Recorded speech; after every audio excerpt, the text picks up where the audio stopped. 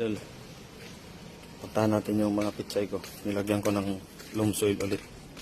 Kasi inulanan eh. Yan na. Malaki-laki na sila oh.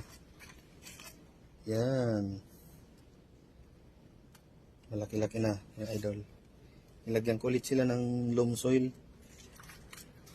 Ayan, may ano sila, may bubong para hindi maulanan masyado. Hindi rin arawan masyado. Marami-rami na yan mga idol oh. Ito malalaki na. Yan, puro pizza yan mga idol oh. Yan. Yun oh, mga pizza na yan mga idol. Ito alugbati oh. Yan. Malaki-laki na oh. Yan ang pasigunda ko naman. Ito oh. Nakabitay lang sila sa ano para hindi sila kainin ng insekto. Mga idol, organic lang. Hindi tayo pwede mag-abono o magpa ng pataba.